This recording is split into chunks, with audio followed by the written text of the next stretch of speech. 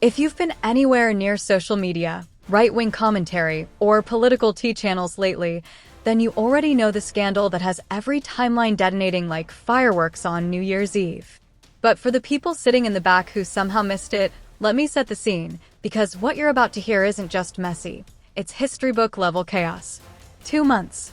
Just 2 months after Charlie Kirk's sudden, shocking, still controversial death, his widow, Erika Kirk, has stepped forward claiming softly leaking, that she is 8 weeks pregnant. Do the math. Count backward. The numbers refuse to sit quietly. Charlie died 10 weeks ago.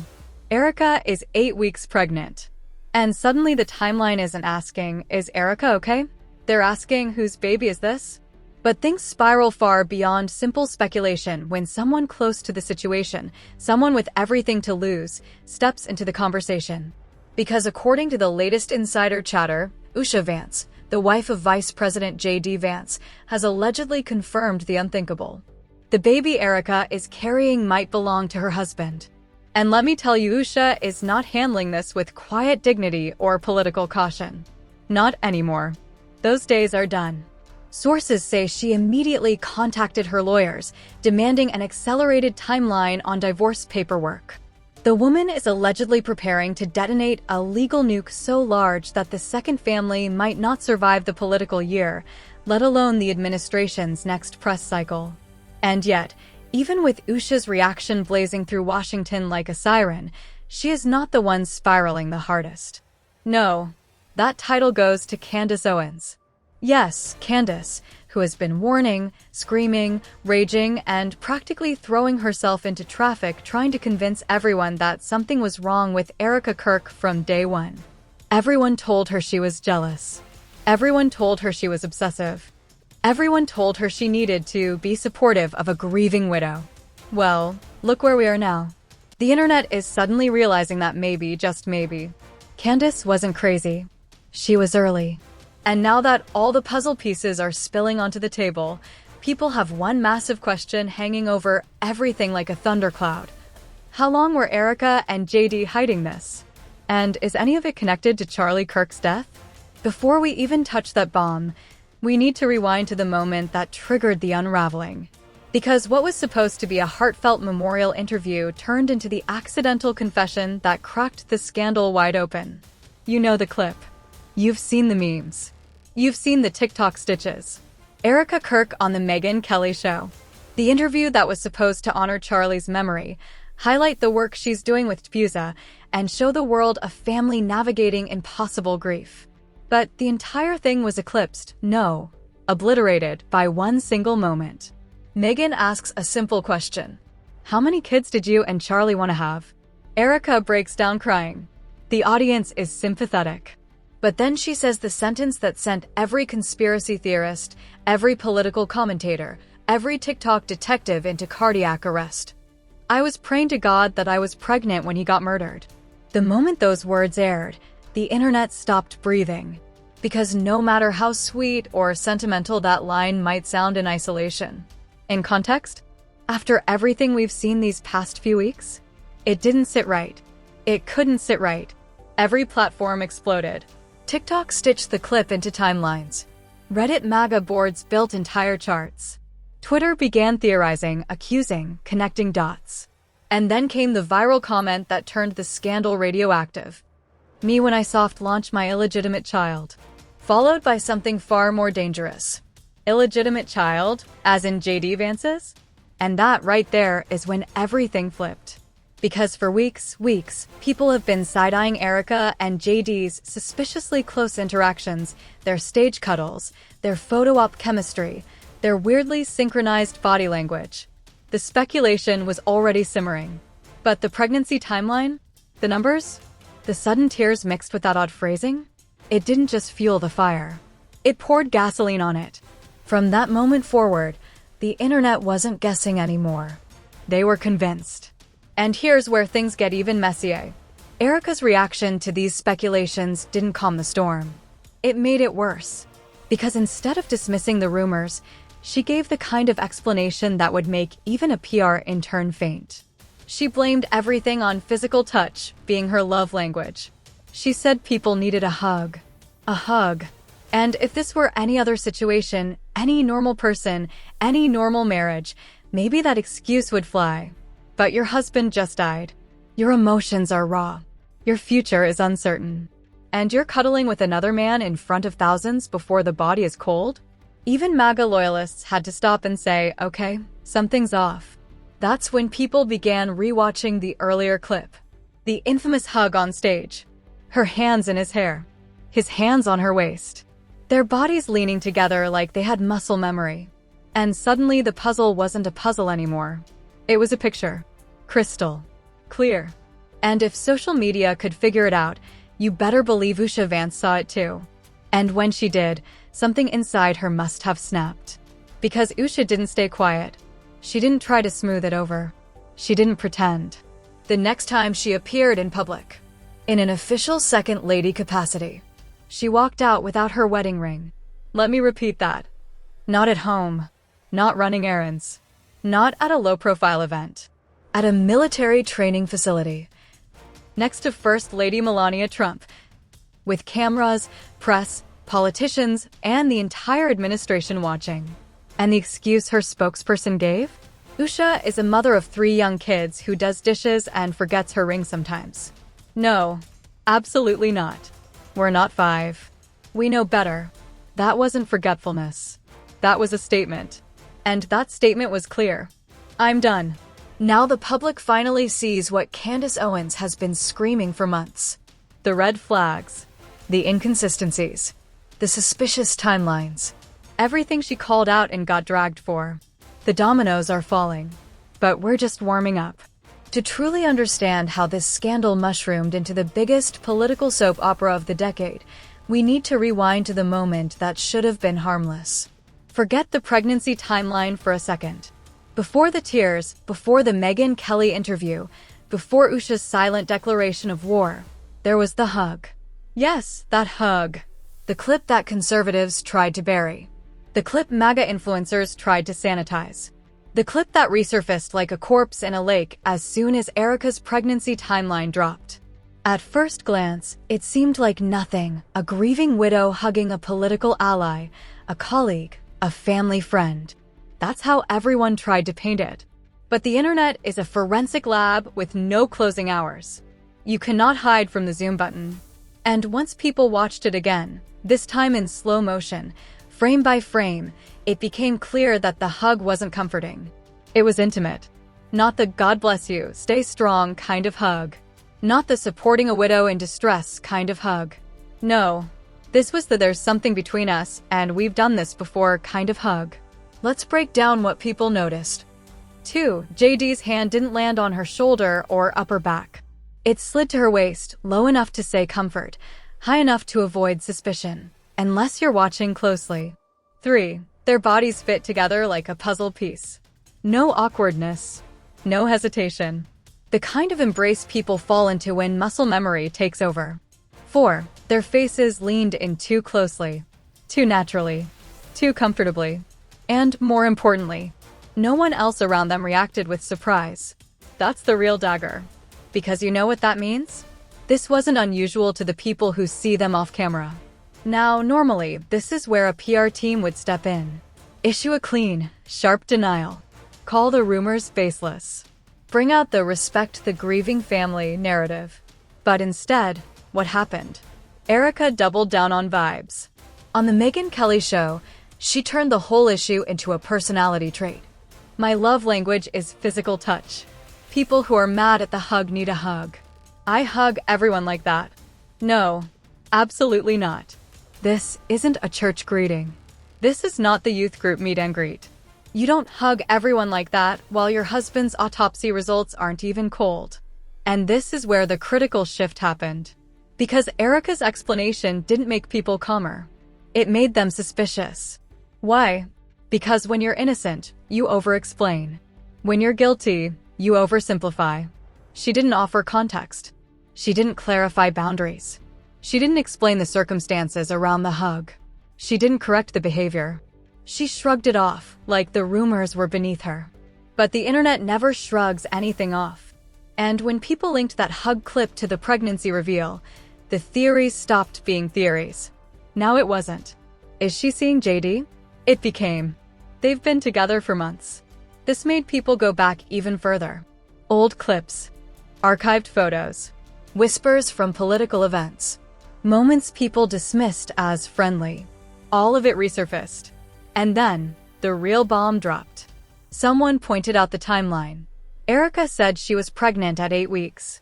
Charlie died 10 weeks ago, meaning this child was conceived after his death, or near the very end of his life, or after certain comforting hugs that weren't so innocent. That's when the internet collectively gasped and said, oh wait, this is something else entirely. Suddenly, the hug wasn't just a hug. It was evidence. Evidence that something was already happening behind the scenes. Evidence that Erika and JD were far closer than they pretended. Evidence that the boundaries between political allies and secret lovers had been crossed long before Charlie left this world. And this is exactly why Usha Vance snapped. Because while we only saw one hug, chances are she saw dozens. Imagine being her. Your husband is the vice president. Your marriage is already tense. You're living in a pressure cooker. And then the entire world watches your spouse wrap his arms around another woman, with a familiarity that should not exist. Then 2 months later, that woman claims she's pregnant? Yeah, anyone would lose it. And Usha didn't try to hide the rage. She didn't swallow it for political optics. She didn't put on the strong wife supporting her husband mask.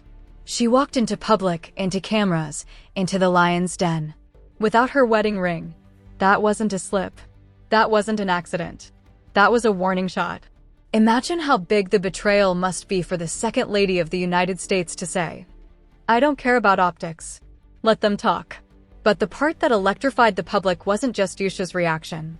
It was the symbolism. She didn't need to speak. She didn't need to shout. She didn't need to release a statement. Her bare ring finger said everything. And that gesture, that silent act, poured gasoline all over the Erika JD theory. Because if nothing happened, if the rumors were false, if this was just a grieving widow hugging a political friend, why would Usha be ready to file for divorce?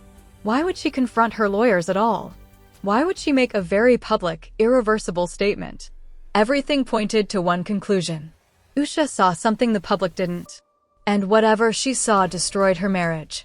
But believe it or not, this is still not the peak. Because in part 3, we step into the eye of the storm. The political, marital, and personal fallout that erupted behind closed doors. And that includes the woman who refuses to stay silent now that her warnings have been proven true. Candace Owens. TikToks and analyzing hugs frame by frame, Candace Owens was sitting somewhere shaking her head, saying, I tried to warn you. And here's the truth, love her or hate her, Candace has always had a nose for political hypocrisy. You may disagree with her worldview. You may roll your eyes at her delivery. But what you cannot deny is this. Candace Owens doesn't lie about the people she hates. And she doesn't apologize for the people she exposes. This entire Erika JD saga is the perfect example. Let's rewind. From the moment Charlie Kirk died, Candace was watching Erika with suspicion. She didn't say it directly at first, but the tension was there. Something about Erika's behavior after the murder felt off to her. At first, she simply believed Erika was moving strangely for someone who had lost her husband under traumatic, mysterious circumstances. Here are the early red flags Candace called out, things everyone ignored. 1. Erika forgiving the killer within weeks. Candace publicly criticized her for that. Who forgives their husband's murderer that fast? Especially when so many details were still murky. The right-wing fandom labeled Candace heartless for even hinting at skepticism. 2. Erika rebranding herself almost immediately. Buying new clothes, switching aesthetics, restructuring her image. Candace said it was calculated. People said it was grief. 3. Erika stepping into the spotlight like she'd been waiting for it. More interviews.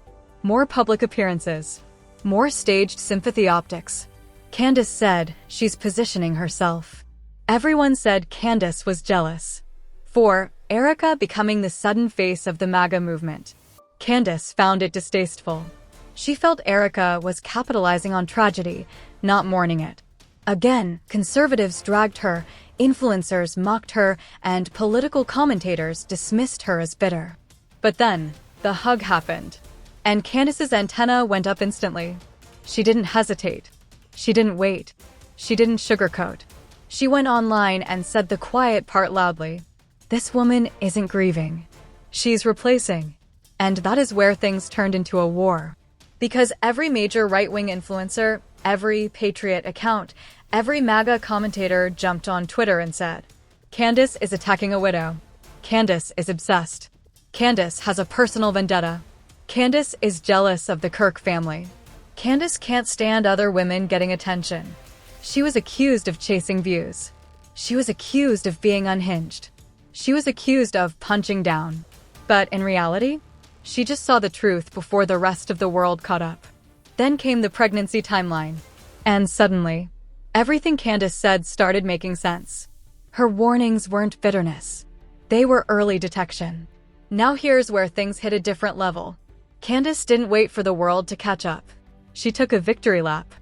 The moment Usha appeared without her wedding ring, Candace went live. But this wasn't a petty rant. This wasn't her gloating. This was Candace Owens unfiltered, breaking down every detail, every warning sign, every moment she was dismissed, silenced, or attacked for saying what was in front of everyone's face. She dragged JD. She dragged Erika. She dragged every influencer who told her she was crazy. And for the first time since this entire saga began, the public started to say, wait, what if she was right the whole time? Twitter lit up like a wildfire. A hashtag started trending. Hashtag COWR, Candace Owens was right. Hundreds of posts. Thousands of quotes. People digging up old clips where Candace raised concerns and connecting them to the present mess. It was vindication. Pure, undeniable vindication. But let me tell you the part everyone missed. Candace wasn't just angry because she felt betrayed by Erika. She was furious because she felt the movement, the conservative movement she poured her entire brand into, was being manipulated by a woman who was playing both sides. In Candace's view, Erika wasn't a grieving wife. She was a political opportunist. Someone who stepped into the MAGA spotlight because it offered her influence. Someone who knew exactly what she was doing with JD. Someone who would burn down marriages, administrations, and legacies if it meant securing her own platform. And that's why Candace was loud. Not because she hated Erika, but because she felt Erika was undermining everything the movement claimed to stand for. Her livestream wasn't just drama. It was a shot across the bow, a declaration that someone needed to tell the truth before the movement collapsed under the weight of lies and scandals. And ironically, the person who made Candace's case stronger than anything she could have said was Usha Vance. Because when the second lady herself stepped out and effectively said, yes, there's something going on behind the scenes, suddenly Candace didn't look like the villain. She looked like the historian of the truth. But everything we've discussed so far, the hug, the pregnancy timeline, Usha's ring, Candace's vindication, is only the surface. Because underneath all of this lies the real battlefield. Usha Vance versus JD. A marriage collapsing in real time. A political empire fracturing. A second family preparing for war. And in part 4, we dive straight into the pressure cooker. Usha's decision to end the marriage. JD's silence. And the leaked claims about the receipts she's holding. Now, here's where things take a serious turn. Because while the public thought this was just another celebrity romance cooling off with time, people close to the situation began noticing real fractures, the kind of fractures that do not happen overnight. According to insiders, Tom and Anna had fundamentally different ideas of what their lives should look like. Anna was reportedly leaning toward a lifestyle that allowed more creative freedom, more exploration, more living outside the machine, as one friend allegedly put it. Meanwhile, Tom's world was described as high structure, high expectation, low spontaneity. Individually, these preferences are normal. But together, they create a pressure cooker. And slowly, the people around them started seeing signs. Missed dinner plans. Constant rescheduling due to production delays. Emotional distance during events. Tom diving deeper into work as the relationship grew quieter. Anna spending more time with her inner circle rather than accompanying Tom. Small things at first, but small things stack. One insider summarized it like this: they didn't fight, they drifted. And sometimes drifting is worse, you don't get a moment to fix it. But here's where things took an unexpected turn. The moment the weekend started, it was clear that the emotional distance between them was larger than either had admitted. One insider described the vibe as polite, almost too polite, which is never a good sign when two people are trying to fix something that once felt natural and electric. Throughout the weekend, they reportedly tried. Long walks, slow dinners, deep conversations, revisiting old memories, even rewatching scenes from the project where they met. But instead of nostalgia bringing them back, it only highlighted how far apart they had drifted. The breakthrough moment wasn't a fight. It wasn't a meltdown. It wasn't anger at all. It was acceptance.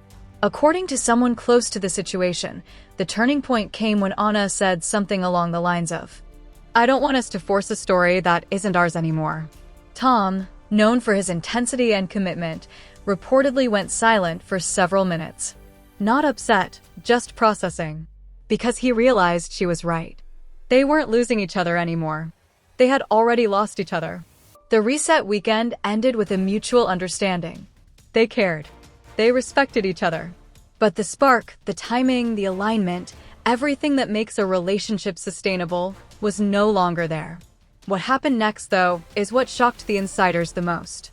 After the reset weekend, both of them returned to their routines, but with noticeably different energy. Tom reportedly became more withdrawn, leaning heavily into his work, scheduling back-to-back meetings and accelerating commitments. Colleagues said he showed zero distraction, which, if you know Tom Cruise, is his classic response to emotional transitions. Anna, on the other hand, was described as lighter. Not happy but clear. Focused. She began accepting new projects, reconnecting with friends, and quietly preparing for a new chapter. Then came the moment insiders knew was inevitable. They ended things. No yelling. No dramatic exit. No tabloid-worthy scene. Just two professionals acknowledging that their lives were pulling them in different directions. The split was reportedly mutual, but not equal in emotional impact. And what happened in the days after the breakup revealed what each of them had been holding back all along. What happened immediately after the split is where the story becomes more layered, because while both agreed to end things, the emotional processing was not symmetrical. Tom's side, control, containment, and business as usual. According to people close to the situation, Tom moved into what insiders call his operational mode. That means more time on set, more involvement in stunt planning, more oversight on production decisions, longer workdays, zero acknowledgement of personal matters. This is classic Tom behavior, using discipline and structure as emotional insulation. He reportedly gave strict guidance to his team. Keep everything focused on the work. No discussions. No hints to the press. No leaks. Just total control. One insider put it this way: Tom doesn't do public heartbreak. He does forward motion. He wasn't cold. He wasn't bitter. But he was completely committed to not letting the split become a distraction. Anna's side, quiet healing and a soft reset. Anna, however, took a different approach. Rather than burying herself in work immediately, she reportedly gave herself space to breathe, something she had been unable to do while balancing the demands of the relationship and the industry. People around her noticed small but significant shifts. More time with her closest friends. Weekend getaways with no press involvement. Re-engaging with her creative passions. Journaling, reflection, and grounding routines. Choosing roles that felt emotionally resonant, not strategic. One friend allegedly described her as fragile but free, and that phrasing caught attention. Because freedom, real, creative, personal freedom, had been quietly missing from her life for a while.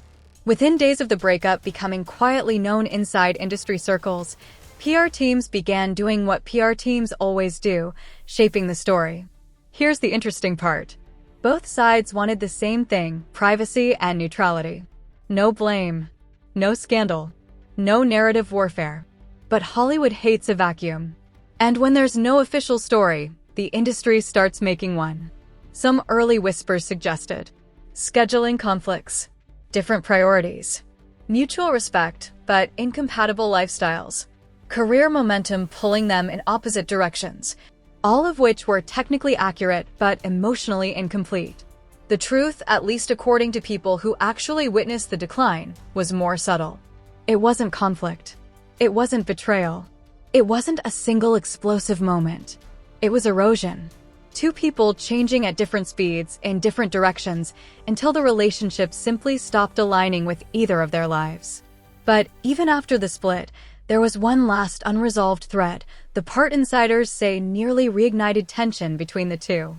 And that moment is coming next. Just when everyone thought the breakup had wrapped itself neatly, quiet, mutual, controlled, something unexpected surfaced. A piece of unresolved business that neither Tom nor Anna had anticipated would become an issue. It revolved around a project. Not a film they were shooting. Not a script they were developing. But a joint promotional commitment that had been negotiated months before the breakup. According to insiders, the contract required both of them to appear together for a major international event tied to the film that originally brought them close. It wasn't optional. It wasn't flexible. And the timing? Brutal. They were scheduled to appear as a unit barely 3 weeks after calling it quits. Industry insiders described the situation as professionally unavoidable and personally uncomfortable. Tom's perspective: keep it professional. True to form, Tom reportedly took a no-nonsense stance. His exact sentiment, according to one person on the production side: we handle it. No drama. Show up, do the work, move forward. He wasn't emotional about it. He wasn't hesitant. For Tom, professionalism is absolute and commitments are commitments. He fully intended to appear, smile, answer questions, and give the media nothing to dissect. Anna's perspective: emotional complexity. Anna, however, had a much more human response. She wasn't unwilling, but sources say she was genuinely anxious about the optics. Not because she disliked Tom. Not because she was avoiding him. But because the breakup was still fresh. To stand next to someone she had just ended a relationship with, in front of cameras, flashing lights, reporters, and global audiences, it felt emotionally loaded. One insider said, she didn't want sympathy. She didn't want speculation. She just didn't want to fake something she no longer felt. But here's where the tension nearly sparked. Anna reportedly requested a revised format for the promotional appearance, something less intimate, with more group presence and fewer one-on-one moments. Tom's camp, prioritizing structure, initially resisted changes to the plan. Nothing explosive. Nothing dramatic. Just two very different ways of navigating discomfort. Eventually, after a series of quiet, behind-the-scenes negotiations, a compromise was reached. But that was not the end of it. Because the moment they finally stepped out onto that red carpet, together but not together, the industry noticed everything. And that event became one of the most talked about, non-scandals Hollywood insiders still reference today. What unfolded during and after that appearance is where the story takes a fascinating turn. And that brings us to the part everyone's been waiting for: what happens now? Because at this stage, every player in this scandal has reached a point of no return. Usha has stopped hiding her pain. Candace has stopped censoring her rage. Erika has stopped controlling the narrative. And JD? He's running out of places to hide. For weeks, this entire saga has spiraled from rumor to speculation to near certainty, all without a single statement from the man at the center of it. And that silence is no longer neutral, it's incriminating. Because when a marriage collapses publicly, when a wife removes her ring intentionally, when insiders confirm she's already preparing for the legal battlefield, that's not noise. It's not gossip. It's a woman who has stopped protecting the person who betrayed her. And whether JD likes it or not, that silence he's banking on is going to become the loudest confession of all once Usha finally speaks. And that's the final twist in all of this. The person with the real power in the end was never JD. It was Usha. Because she's the one holding the timeline. She's the one holding the receipts. She's the one holding the story everyone is waiting to hear. Meanwhile, Erika's situation has gone from sympathy widow to walking scandal overnight. The internet is watching every move she makes, every slip, every contradiction in her interviews. And now that people are finally connecting the dots between her tears, her timing, and her comments, the sympathy is evaporating. Fast. Whether she meant it or not, she dropped the match that set this fire ablaze. And Candace? She's not letting go. Not now. Not after being mocked, dragged, dismissed, and then proven right. She smells blood, and she's ready to keep exposing every single person who tried to cover this up for optics, influence, or clout. Like her or not, she's not backing down. But as always, the truth is going to come out. It always does. So here's where we are. A vice president boxed in by scandal. A marriage quietly collapsing in real time. A widow whose story keeps changing. And a movement pretending everything is normal while the internet sees the cracks widening by the hour. And when JD's term ends, when he no longer has the shield of his office, that is when everything will break open. That is when the silence will snap. That is when the real story will finally spill out. And trust me, when it does, it won't just be a political scandal. It will be the biggest public unraveling this administration has ever seen. Because at the end of the day, you can hide from reporters. You can dodge interviews. You can ignore trending hashtags. But you cannot hide from the truth forever. And right now, the truth is getting louder.